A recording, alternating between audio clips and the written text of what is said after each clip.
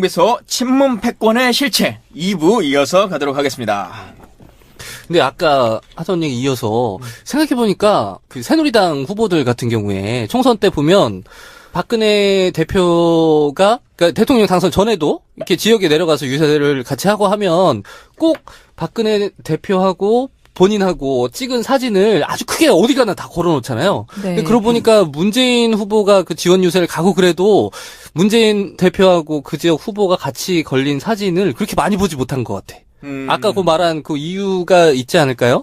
아까 뭐 갔는데도 뭐 나도 모르게 와가지고 유세하고 가버리고 뭐 이런 것들. 그러니까 같이 그렇게 걸고 싶은 마음이 생기지 않았을 것 같아. 후보 입장에서. 당에서 분위기는 어땠어요, 김 의원님? 근데 총선 당시에는 사실 이제 지금도 문재인 대표의 가장 큰 아킬레스건 중에 하나가 실체가 있냐 없냐라고 하는 것은 좀 나중에 문제지만 일단 가장 큰 아킬레스건 중에 하나가 호남에서 반문 정서가 있다라고 하는 거잖아요. 네. 그리고 총선 당시에 문재인 대표가 지금 내려갈 거냐 말 거냐 그렇죠. 라고 하는 그 논쟁을 가지고도 또 엄청나게 말들이 많았고 김종인 대표는 가지 말아라 막 이제 했었는데 많은 사람들이 문재인 대표한테 와달라 도움 된다 후보가 요청하는데 왜 안 오냐라고 하니까 당에서 가지 말라는데 어떻게 또 가겠냐 당 전체적인 판세라고 하는 걸 또 생각해야지 라고 하는 걸 계속 흔들렸잖아요. 저는 개인적으로 제가 판단해 보는 것은 문재인 대표가 광주 충장로의 우체국앞 연설 혹은 광주 내려가고 호남 내려가는 것을 조금 더 빨리 했다면 그렇죠. 네. 지금보다 광주 전남에서 모르겠어요. 그것 때문에 수도권에서 표를 더 잃었을 수도 있고 아닐 수도 있는데 광주 전남에서는 훨씬 더 많은 도움이 됐을 거다라고 하는 생각은 들어요. 그러니까 그것에 대한 보이지 않는 실체에 너무 두려워하는 거예요.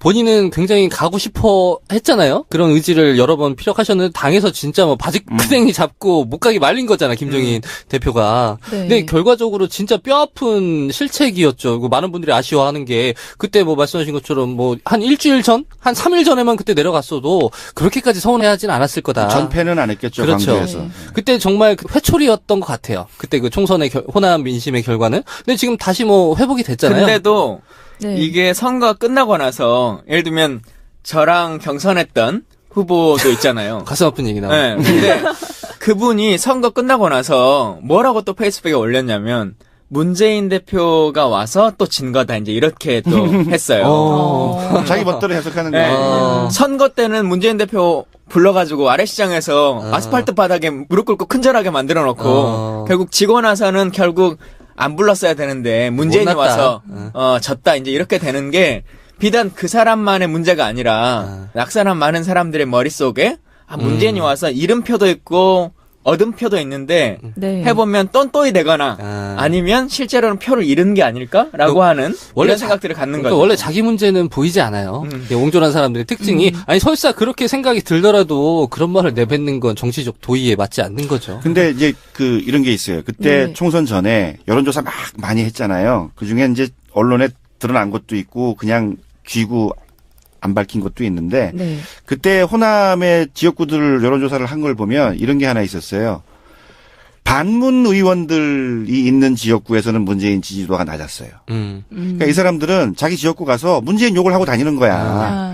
근데 이제 문제가 뭐냐면 이 호남의 반문 정서라는 게요. 그것도 엄밀히 얘기를 하면 호남의 기득권들이 가지고 있는 반문 정서예요. 그러니까 옛날에 노무현 정부 때 호남 사람들 인사차별당했다라든가 이런 것들 사실 이 사람들은 기득권이니까 이게 남의 일 같지가 않거든. 근데 이제 이 사람들이 또 보면은 국회의원이랑 친하기도 하지만 또 지역에선 또 이 사람들 스피커가 커요. 여론 주도층. 그죠. 여론 주도층이다 보니까 이제 이런 기득권들이 만들어내는 그러한 반문 정서가 사실은 많이 확산돼 있는 거지. 바닥으로 내려가서 사실 그 정서를 들여다보면 또 사실 상당히 다르죠. 똑같은 지금도 여론조사에서 하셨죠. 딱 나오는 게 나오잖아요. 그러니까 전체 여론조사, 국민을 대상으로 하는 여론조사에서는 40% 이상 넘게 훨씬 이렇게 나오는데 아직도 정치인들이나 뭐 언론 기자들이나 이런 사람들은 본인이 탈당했던 명분이 있어야 되는 거잖아요. 문재인이 나쁜 놈이 아니라면 내가 나온 근거가 없는 거예요. 그러니까 지금도 계속 그걸 떠들고 다닐 수밖에 없는 거죠. 살아남으려면. 그러면 권 이자님. 친문 패권 권 이자님. 문재인 대표는 자주 만나시는 거예요. 내가 몇 번 만났나. 근데 가장 최근에 언제 만나셨어요? 가장 최근에. 최근에 부산에 그때 오셨을 때 부산서 이제 무슨 토크 콘서트나 이렇게 진행을 제가 워낙 많이 하니까 이분을 제가 둘이서 마주한 적도 있어요. 근데 처음엔 기억을 못 하시더라고. 그래서 맨날 볼 때마다 처음 만나는 것처럼 인사를 하시는 거예요. 그래서 좀 섭섭하지. 그러니까 이분 이런 단점이 또 있어.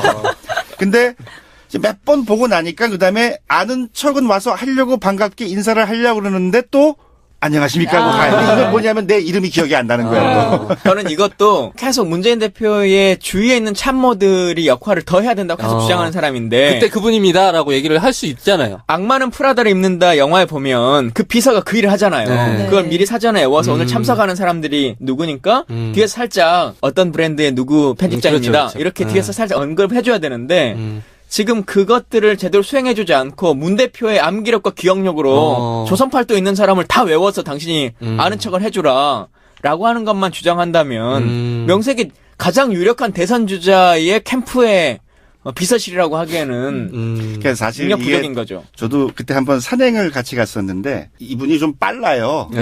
그래서 옛날에 그 특전사 출신이라. 법무법인 부산의 직원들이 산행 가자 그러면은 좀 곤혹스러워했대. 문 대표는 빨리 올라갔다 빨리 내려가는 스타일이에요. 근데 그날도 이렇게 앞에 가는데 내려가고 있는데 저쪽에서 이제 부산의 그 범어사 쪽에 아주머니 두 분이 이렇게 올라오세요.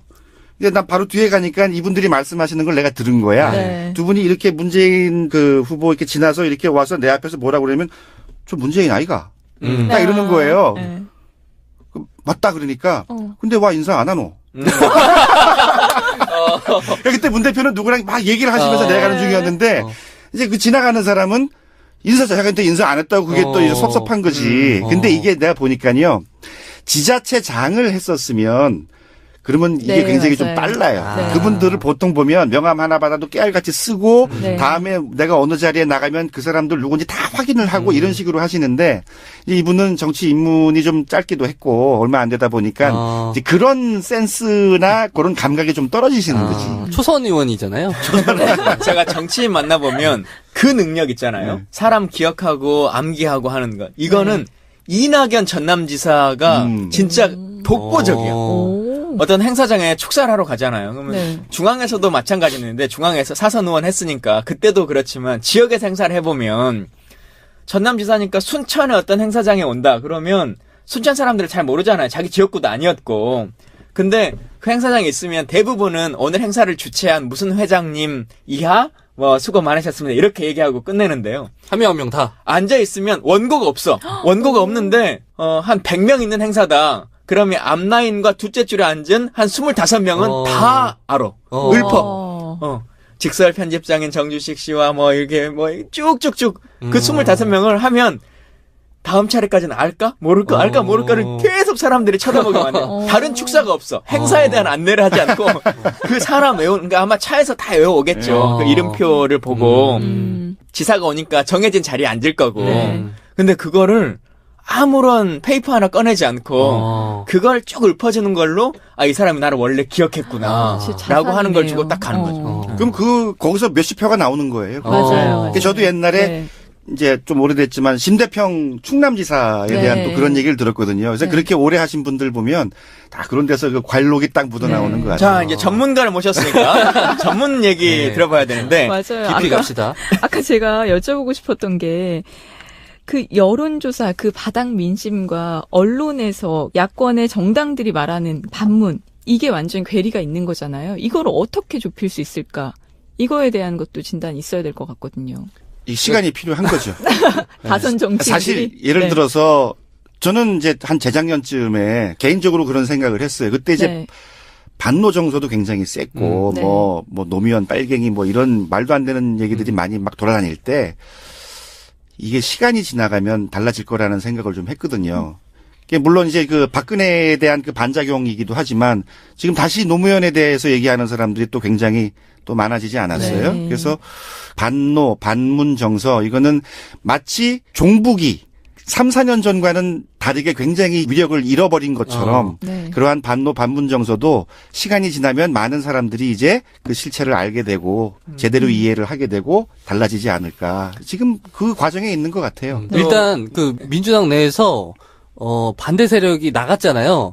그것만으로도 상당히 정화가 된 것 같아. 일단 적어도 그 분탕질이 당 내에서는 안 일어나요. 근데 그 나간 분들이 당 밖에서도 지금 막 패권이라고. 아니 남의 당 사람들이 왜 그 남의 당의 그 패권을 이야기를 하고 있어. 당 내부 문제인데. 그렇죠. 그리고 저는 웃긴 게 그 많은 사람들이 저 문재인 당이다 뭐 이렇게 얘기를 하잖아요. 네. 대선 코앞에 두고 대선 후보 지금 지지율 1위 후보가 있으면은 당연히 그쪽으로 세력이 모이는 건 당연한 거죠. 옛날에 네. 이회창 대세론 있었을 때 두 번 그 양반 한 10년에 걸쳐서 지지율 1위였는데 네. 한 9년 5개월 동안.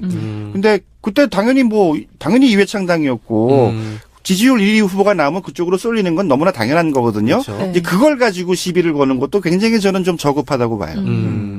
자, 근데 이제 문재인 대표가 지금 가장 선거에서 좋은 분위기가 될 수 있는 큰 이유 중에 하나는 네. 원래 더불어민주당의 지지 세력이라고 하는 공간 외의 곳에서도 인기가 높은 거잖아요. 뭐 부산 그렇죠. 경남이라든가 대구라든가 뭐 이제 이런 곳인데 부산에서 이제 오셨으니까 네. 부산의 지금 여론 동향 혹은 민심 이런 것들은 좀 어떻게 평가하세요? 근데 부산도 오랜 세월 거의 30년 가까이 그냥 묻지마 투표한 동네잖아요. 네. 거기는 이명박 당연히 대통령 돼야 되는 거고, 그다음엔 뭐 박근혜 당연히 대통령 돼야 되는 거고, 뭐 노무현 옛날에 뭐 자기가 대통령 하면서 바뀐 게 뭐 있냐, 뭐 이런 식으로 얘기를 해요. 네. 사실 바뀐 거 굉장히 많은데 지금 부산이 혜택을 입고 있는 대부분이 사실 그때 노무현 정부 때 뭐 있었던 거고 그 이전에 DJ 정부 때도 있지만, 근데 그 정서는 잘 안 바뀌거든요. 네. 네. 그래서 그분들 경우에는 옛날에 이제 그 이명박 박근혜를 찍었던 분들 경우에는 말을 안 하죠. 근데 그게 박정희 전두환 시절에는 부산이 야도였잖아요. 그쵸. 근데 이게 전환된 것은 YS가 넘어가면서부터인가요? 그쵸. 부산이 바뀐 예, 건? 그때라고 봐야죠. 그 이전에 그러니까 YS가 이제 야권에 있었을 때는 88년인가 그 직전 선거에서는 부산의 지역구가 한 16개였는데 한 곳 빼고는 다 야당이었어요. 거의 야권이 석권할 때였어요. 근데 이제 3당 합당하고 나니까 완전히 돌아선 거죠. 그렇게 보면 YS의 그 정치적 카리스마는 정말 대단해요. 그렇죠. 요즘 같은 시대에 어떤 개인 정치인이 뭐 또 합당을 하고 탈당을 한다고 해서 그 지역 정서가 완전히 달라지진 않잖아요. 그렇죠. 그리고 또 부산이 또 이런 것도 있죠. 들어보셨죠? 우리가 남이가. 네. 예. 이제 부산 사나이들의 그런 수사 아니에요? 예. 그러다 보니까 잠깐, 그게 원래 있던 말이에요? 그게 YS 합당 전에도 원래 부산 사람들이 흔히 하는 말인가요? 그렇죠. 어. 흔히 했던 얘기. 예, 예. 뭐 영도 딸에 가서 다 빠져 죽자라든가 김기춘 그 초원 복국집 네. 사건에서 했다는 이런 얘기들은 사실 부산에 돌던 얘기예요. 그러한 부산의 정서를 대변하는. 예. 그렇군요. 그래서 지금 어쨌든 5분이 국회의원이 당선되기도 했고 그렇죠. 예. 여러 가지 평가들이 이제 되고 나니까 좀 달라진다 어쩐다라고 하는 얘기들이 막 있을 것 같은데 실제로 어떤 평가들이 좀 있습니까? 더불어민주당에 대해서? 일단 그 5명 그 국회의원들이 다 열심히 하는 분들이거든요. 네. 물론 진짜 절치부심 진짜 불쌍한 야권 생활, 야당 정치인 생활을 오랫동안 거의 20년 이렇게 하다가 이번에 되신 분들이라서 다음번도 쉽지 않다는 거를 이분들은 알아요. 그리고 요번에 운도 좀 따라줬다는 거를 네. 본인들도 잘 알고 있기 때문에 그래서 되게 열심히 하세요. 그리고 이분들은 기존의 새누리당, 옛날 한나라당 정치인들, 국회의원들은 식구들 다 서울에 있었거든. 네, 맞아요. 예. 예. 부산에서는 자기 지역구 하나 두고서는 월급만 빼먹는 거지. 네. 가족들은 다 서울에 있었어요. 서울서 다 대학 보내고 학교 다니고 다 그랬어요. 근데 이 5분들은 다 부산에 계세요. 네. 그리고 주말이면 빠짐없이 옵니다. 그때 지금 이제 아직 1년은 안 됐지만 김영춘 의원 얘기 들어보니까 이제까지 한 번만 거르고 다 부산에 왔대요. 네. 그러니까 사실 그렇게 저도 부산 살지만 오늘 여기 서울 와서 지금 이거 하잖아요. 부산 서울 왔다 갔다 하는 거요. 뭐 KTX 생겼다 그래도요. 굉장히 힘들어요. 네. 쉽지 근데요, 않아요. 이게 배지의 힘이 생기면 하나도 아닙니다. 네. 진짜 제가 순천 서울을 일주일이면 3번, 4번씩을 왔다 갔다 일주일에 네. 주말만 가는 게 아니고. 근데 그때는 그 의원 되기 전에 직장 생활할 때 무슨 교육 받는다고 서울에 하루 오면 다음 날은 힘들다고 반차내요. 피곤하다고. 근데 의원 되고서는 안 힘들어. 밤차로 가고 뭐 해도 괜찮아. 그래서 요새 잘 안 가는구나. 되게 힘들어해. 추천 가는 거. 웬만하면 안 피곤해 가려고. 죽겠어. 피곤해 죽겠어. 하여튼 그래서 지금은 부산의 민심은 일단 새누리 지지한다는 얘기 못하는 분위기고 네. 그다음에 야권 의원들이 다 열심히 하고 있기 때문에 인정은 좀 해주는 분위기죠. 예전에 그 부산 의원 중에 민주당 의원 중에 열심히 안 하던 분도 한 분 계셨잖아요. 지금은 지금 새누리에 가셨지. 네, 그분 정말 열심히 안 하셨다. 아니 근데 지역에는 열심히 했다 그러잖아요. 그 의원은 되게 열심히 하는 사람이에요. 그래. 근데 부산 시당 분들의 평가는 굉장히 좋지 않던데요? 그렇죠. 저 사람이 우리 당 맞나 싶을 정도로 그런 얘기는 많이 들었죠. 근데 그러니까 왜 저희 가서는 친박 패권주 얘기 안 하냐고. 그러니까. 가서 좀 해야지. 이 정도의 친박 패권을 부르고 있는 정당에 가가지고 말이야. 한마디도 안 하고 그냥 그러고 있으면 되겠어요? 너무 확실한 패권이 있는 당에 가놓고서 그러게 말을 말이에요. 안 해요? 뭐 나오지도 않았대요. 어디에요? 그러니까 지금 새누리당에 있잖아요. 네. 네, 바른정당으로 나오지도 않았고. 못 나오지. 그러니까 완전 이제 수구색으로 간다는 거지 뭐. 그렇죠. 저는 말의 문제를 좀 짚고 싶어요. 그러니까 친문이라고 하는 말 자체가 이걸 듣는 순간 이 말이 불쾌한 이유가 그냥 자연스럽게 받아들일 수 있잖아요. 노무현이랑 친한 사람들, 문재인이랑 친한 사람들 이렇게 같이 중립적으로 받아들일 수 있는데 뭔가 불쾌해. 그 이유가 뭐냐면 이 말을 듣는 순간 친박이나 친이 같은 그런 이익 결사체가 연상이 되니까. 그러니까 아까 나왔던 질문 중에 친노끼리 다 해먹는 거 아니야라는 말이 나오는 이유가 바로 이 어감에서 좀 비롯되는 게 있는 것 같아요. 마치 그러니까 왠지 못된 놈들 같아. 나쁜 것 같아. 그게 이제 친노의 이미지엔 뭐가 있냐면요. 비주류가 네. 있는 거예요. 그러니까 노무현이 누구랑 붙어서 이겼어요? 이회창이랑 붙어서 이겼잖아요. 네, 그렇죠. 이회창. 이인재도 붙긴 붙었지. 이 인재를 기억하시네. 그렇게 치면 허경영이랑 붙었네.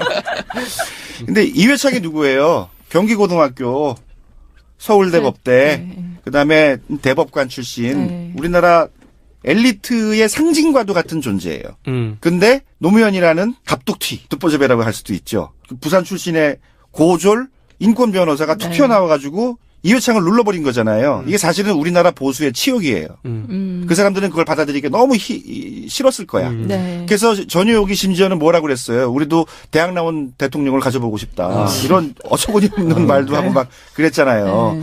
그러니까 사실 그때 그 반노 정서가 굉장히 심했는데 막상 그 사람들한테 노무현이 뭐가 싫으냐? 물어보면 대답을 못하죠. 네. 정서상 저 사람이 대통령이야? 이게 뭔가 이제 받아들이기 참 힘들었던 것 같아요. 그래도 그래서 그때는 비 와도 노무현 때문이고 비가 안 와도 노무현 때문이고 넘어져도 노무현 때문이야. 네. 노무현이 외국 가면 나라가 그렇게 평온해졌다고 막 조선일보가 이렇게 대서특필하고 그랬잖아요. 근데 이제 이런 거죠. 근데 그러한 노무현이 대통령이 된 다음에 사실 처음에 개혁을 하려고 했죠. 가장 대표적인 게 뭐 사대약법인데 국보법이나 언론 이런 거는 그냥 뭐 논외로 치고 많은 사람들이 또 얘기했던 것 중에 하나가 뭐 강남, 그다음에 서울대 폐지라든가.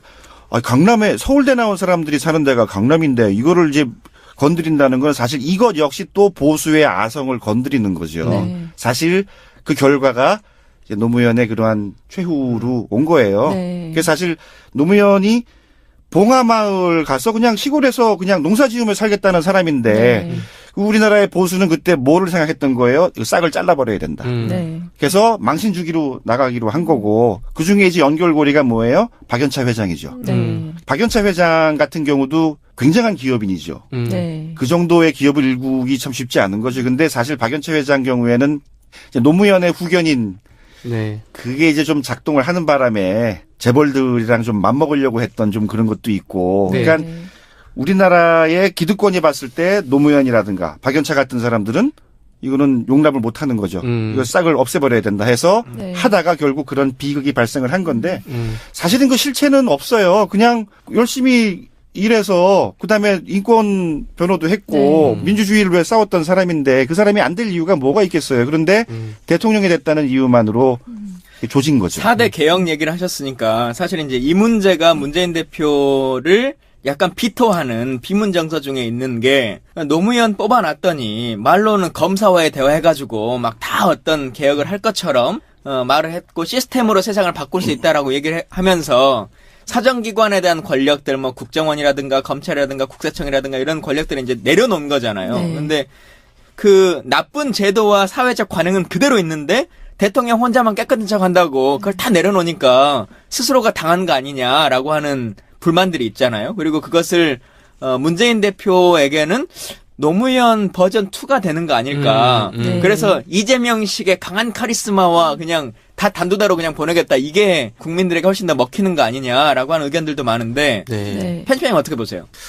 정치인의 카리스마라고 하는 게 잘못 이해가 되고 있는 것 같아요. 보통 우리가 흔히 정치인의 카리스마라고 했을 때 DJ나 YS나 예전에 뭐 유해찬 같은 아주 그 당내 그 총재, 아주 막강한 그 제왕적 권한을 갖고 있던 총재들의 카리스마를 연상하는데 사실 이거는 지양되어야 하는 가치인 거죠. 근데 많은 분들이 아직도 박정희처럼 전두환처럼 이렇게 힘 있는 뭔가 이렇게 밀어붙인 사람이 필요해. 그래서 이명박 뽑아준 거잖아요. 그러니까 이거는 좀 민주제에 대한 좀 이해가 좀 확산이 되면 그 민주제가 확산되는데 시간이 좀 걸리는 거고 문재인이 대통령 지금 된다고 시점에서 갑자기 국정원이 아이고 착한 사람으로 딱 변하는 건 아니잖아요. 그러니까 문재인이 좀 사이다를 좀 많이 드셔야 돼. 그러니까 근데 실제로 이렇게 비춰지는 유약한 이미지와는 좀 거리가 있어요. 정의준 교수님 말씀하신 것처럼 문재인 대표 실제로 만나보면 정말 놀라울 정도로 할 말 다 하시거든요. 그러니까 이분한테는 정치인 냄새가 안 나는 게 뭐냐면 그러니까 정치인으로서 좀 불리할 수 있는 말 조심할 수 있잖아요. 애둘러서 표현해서 듣기 좋은 말 할 수 있는데 이분은 그런 게 없어. 그 지난번에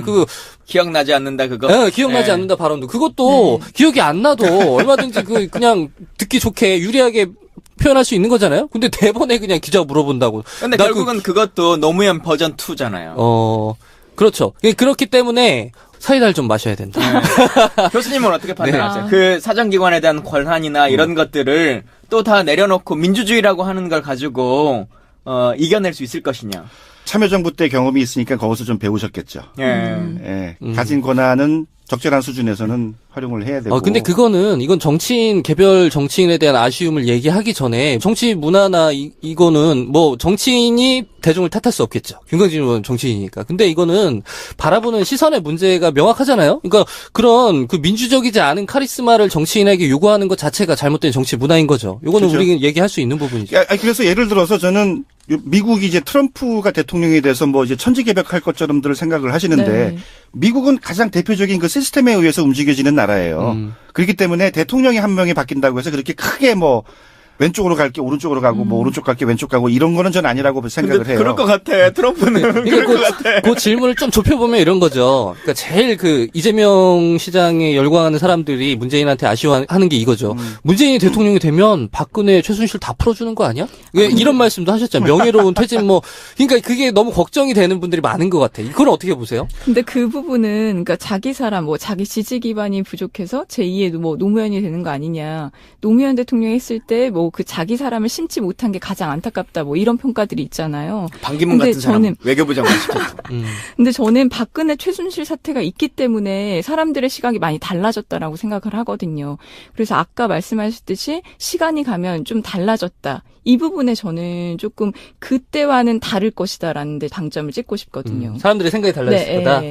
그리고 그 명예로운 퇴진 관련해서 말씀을 드리면 퇴진을 명예롭게 하겠다는 거지 법적인 그 처벌을 면하게 할 그런 얘기는 아니잖아요. 청와대에서 나오는 것까지가 퇴진이야. 그게 끝이야. 청와대에서 명예롭게 나오시게 하고 그다음에 이제 갈 때는 가셔야 되고. 그거는 문재인 대표를 좋아하시는 분들이 그렇게 해석을 하시는데 그냥 그 시점에서 정말 부적절했다고는 느껴져요.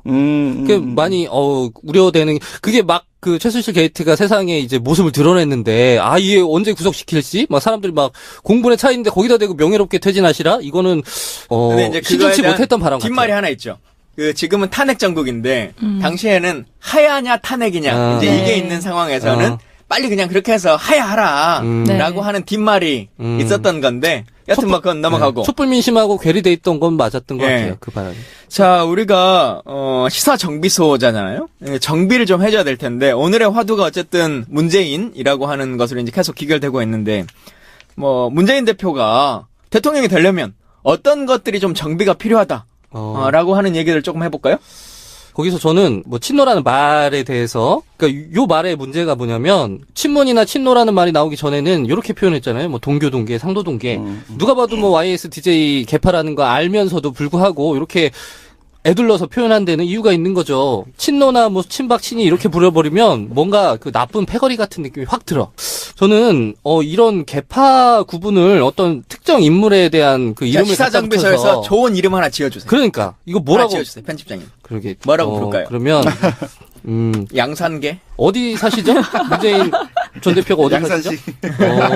그러니까 제가 요 말의 문제를 지적하고 싶은 이유는 이게 가치 지향의 어떤 연대라는 것을 자꾸 망각하게 되는 네이밍인 것 같아. 그러니까 친노라고 부르면 친노라는 사람들이 어떤 가치를 지향하고 어떤 정책을 구현하고 싶어 하는지 이런 게 다 묻혀버리고 누구랑 친하다만 남는 것 같아요. 그래서 이게 예를 들면 뭐 동교동계, 상도동계라고 하면 그 민주화의 어떤 상징 같은 연상이 됐잖아요. 그래서 저는 이거 좀 가치 지향을 드러낼 수 있는 단어로 언론이 좀 이런 건 좀 조심해야 될 것 같아요. 예를 들면 문재인 뭐 다 지나가고 나면 노무현 지나가고 문재인 지나가면 또 누군가 권력자가 등장할 텐데 그럼 또 이름에다가 이렇게 그 계파 이름을 붙여가지고 쓰면 너무 세련되지 못한 표현이 아닌가라는 그 아니, 그래서 정해주시라고요. 정비소에서 정비를 해줘야지.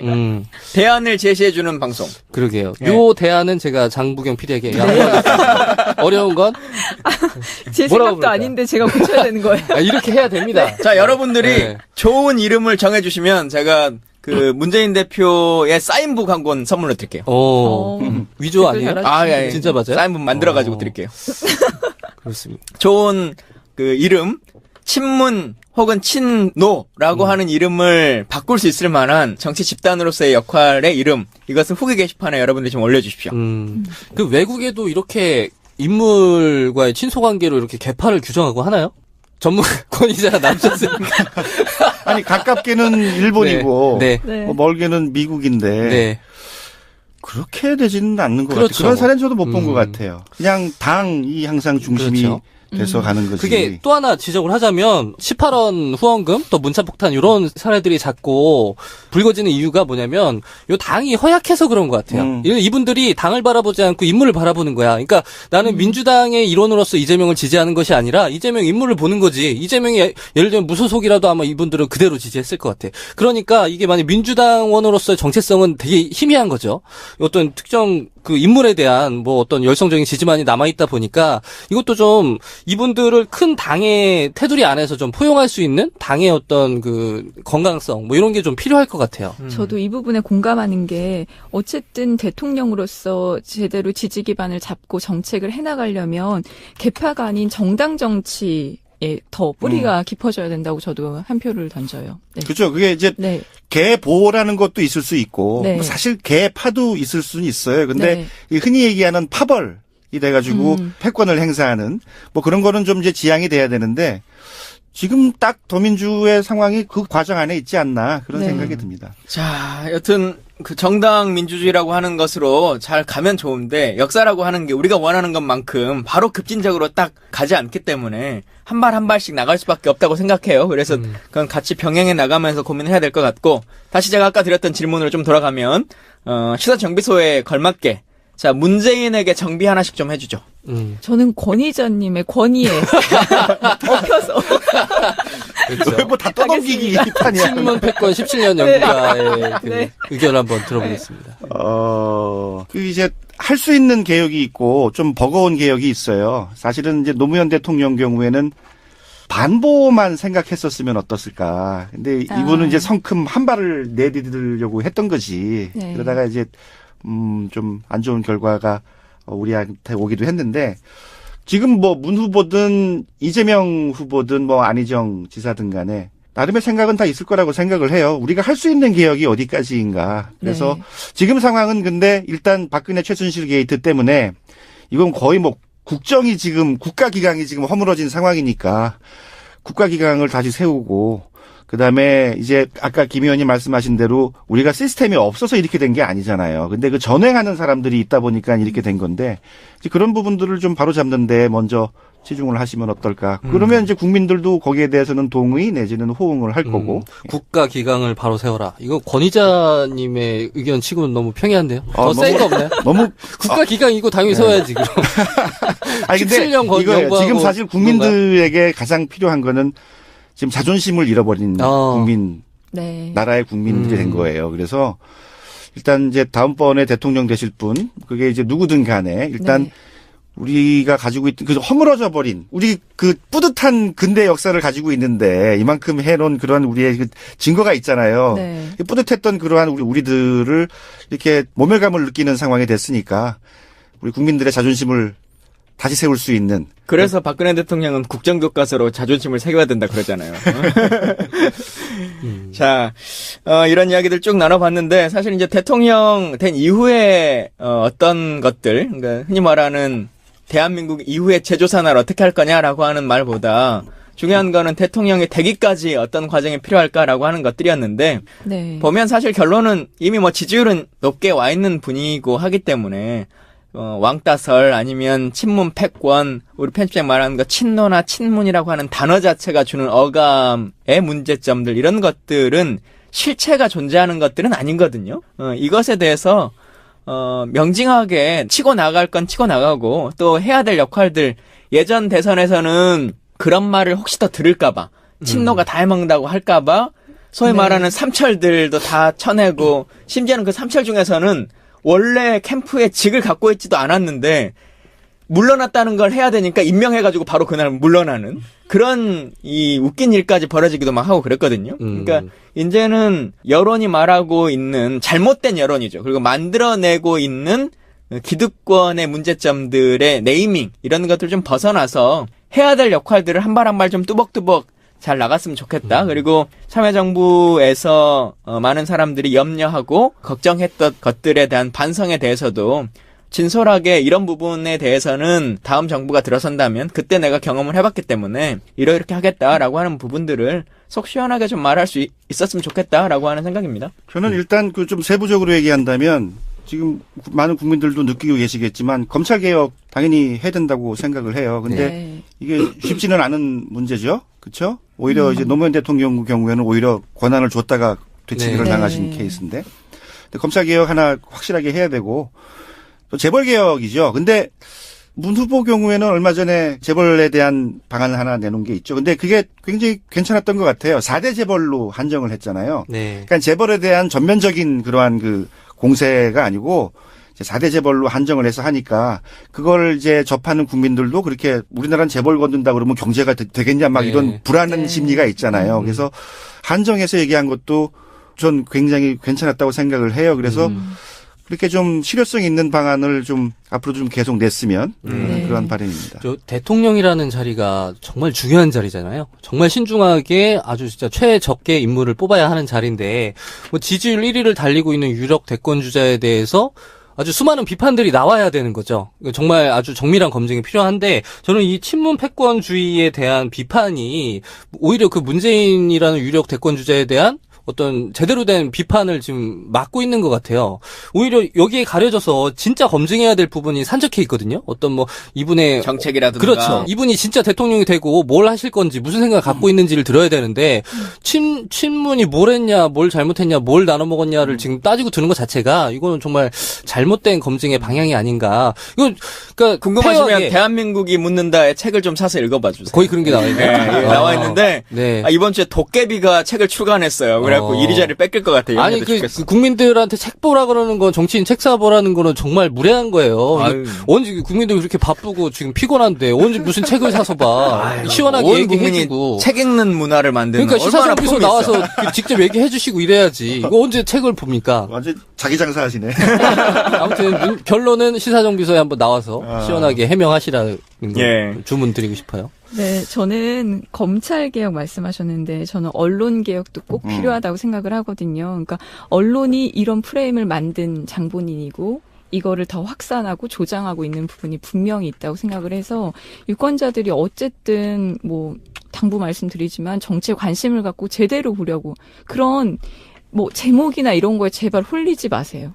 진짜. 네. 자, 그 문재인 대표가 대통령에게 가장 중요한 일은 여러분들이 부모님 핸드폰에 팟빵 어플을 깔아가지고 시사정비소를 날마다 꼬박꼬박 들을 수 있도록 해주시는 거. 그래서 이 보수 종편과 언론들이 만들어내고 있는 잘못된 프레임들을 네. 숙속들이 진실에 근접한 이야기들 그리고 남들 설득시킬 수 있는 여러 가지 근거들을 시사정비소에서 많이 좀 전해드릴 테니까요. 여러분들이 함께 시사정비소 1위를 만들어주시면 바로 문재인 대표가 대통령 되는 도움이 되지 않을까라고 생각합니다. 예. 아니 어르신들 보면은 집에서 그냥 다른 일을 하셔도 텔레비 켜놓잖아요. 옛날엔 KBS 틀었는데 요즘엔 종편 틀어놓고 맞아요. 그냥 계시잖아요. 요즘에 그러니까, 시사정비소 트시죠. 그러니까 예, 그러려고요. 아니 실제로 예전에 2012년 선거 때 네. 젊은 사람들은 핸드폰으로 이걸 낙곰수 이런 걸 다운받을 수 있는데 어른들은 모르니까 네. CD로 구워서 선물하는 거 이런 운동을 막 하고 그랬어요. 근데 그렇네. 요즘은 핸드폰은 다 모바일 이게 되니까 어플 한 번만 다운 받아놓으면 클릭해서 들어가는 건 이제 어른도 다 아시거든요. 네. 시사정비소. 그것만 구독하도록. 다른 거 무슨 공장이니 뭐 이런 거는 절대 안 쳐다보게. 시사정비소만 여러분들이 딱 홍보해 주시면 감사하겠습니다. 자, 이렇게 김광진의 시사정비소 문재인 왕따설 친문 패권의 실체는 있는가? 라고 하는 주제로 정의준 교수님, 친문 패권의 17년 경력의 전문가 분을 모시고 이야기 나눠봤는데요. 오늘 방송 어떠셨어요? 재밌네요.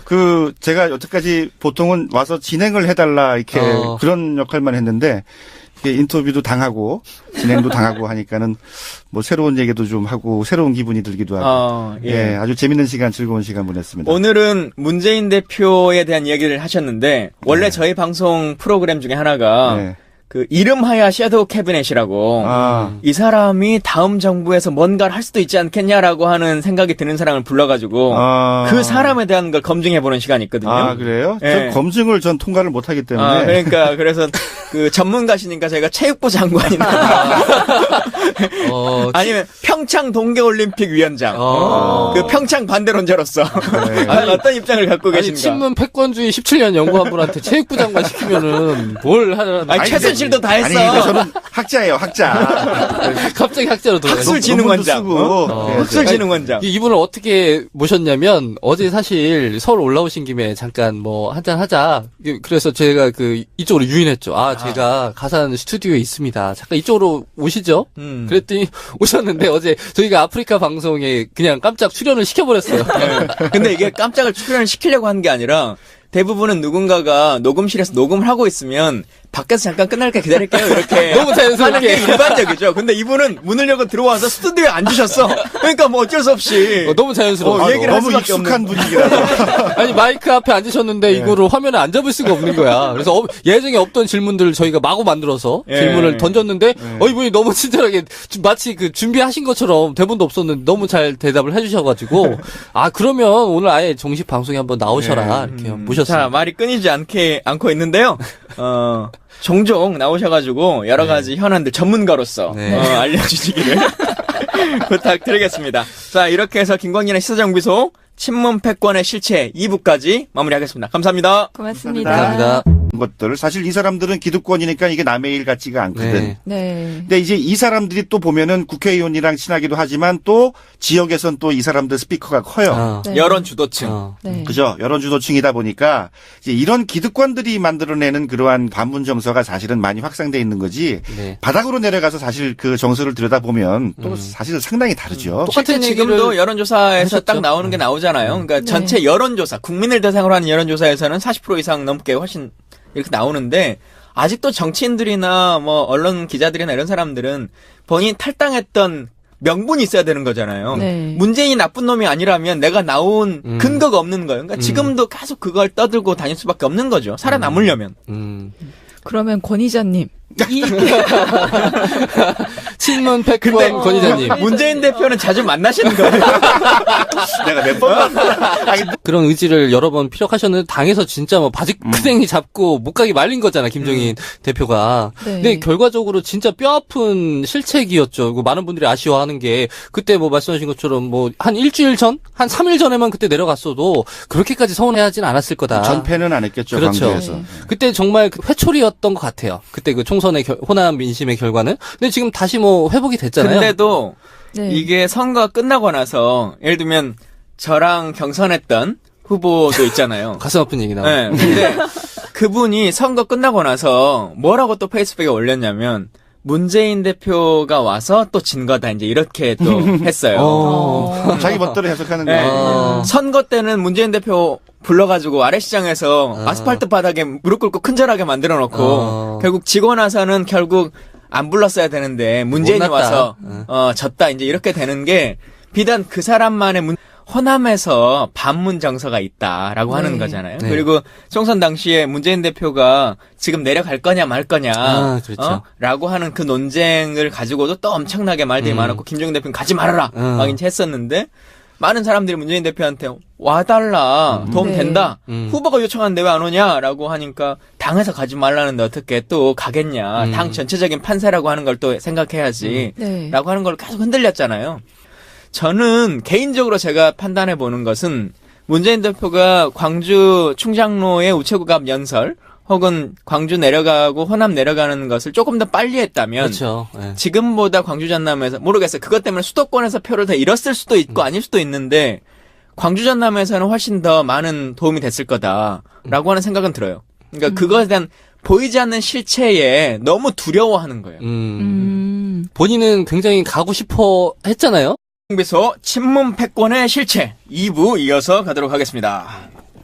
근데 아까 하던 얘기 이어서 생각해보니까 그 새누리당 후보들 같은 경우에 총선 때 보면 박근혜 대표가 그러니까 대통령 당선 전에도 이렇게 지역에 내려가서 유세를 같이 하고 하면 꼭 박근혜 대표하고 본인하고 찍은 사진을 아주 크게 어디 가나 다 걸어놓잖아요. 네. 그러고 보니까 문재인 후보가 그 지원 유세를 가고 그래도 문재인 대표하고 그 지역 후보가 같이 걸린 사진을 그렇게 많이 보지 못한 것 같아. 아까 그 말한 그 이유가 있지 않을까요? 아까 뭐 갔는데도 뭐 나도 모르게 와가지고 유세하고 가버리고 뭐 이런 것들. 그러니까 같이 그렇게 걸고 싶은 마음이 생기지 않았을 것 같아. 후보 입장에서. 당에서 분위기는 어땠어요, 김 의원님? 근데 총선 당시에는 사실 이제 지금도 문재인 대표의 가장 큰 아킬레스건 중에 하나가 실체가 있냐 없냐라고 하는 것은 좀 나중에 문제지만 일단 가장 큰 아킬레스건 중에 하나가 문제가 아니라 낙선한 많은 사람들의 머릿속에 문재인이 와서 이름표도 있고 얻음표도 있는데 네. 해보면 똔똔이 되거나 아니면 실제로는 표를 잃은 게 아닐까라고 하는 이런 생각들을 갖는 그러니까 거죠. 원래 자기 문제는 보이지 않아요. 옹졸한 사람들의 특징이 아니 설사 그렇게 생각이 들더라도 그런 말을 내뱉는 건 정치적 도의에 맞지 않는 거죠. 근데 이제 그 이런 게 있어요. 그때 네. 총선 전에 여론조사 막 많이 했잖아요. 그 중에 이제 언론에 드러난 것도 있고 그냥 귀구 안 밝힌 것도 있는데 네. 그때 호남의 지역구들 여론조사를 한 걸 보면 이런 게 하나 있었어요. 반문 의원들이 있는 지역구에서는 문재인 지지도가 낮았어요. 그러니까 이 사람들은 자기 지역구 가서 문재인 욕을 하고 다니는 거야. 근데 이제 문제가 뭐냐면 이 호남의 반문 정서라는 게요. 그것도 엄밀히 얘기를 하면 호남의 기득권들이 가지고 있는 반문 정서예요. 그러니까 옛날에 노무현 정부 때 호남 사람들 인사차별당했다라든가 이런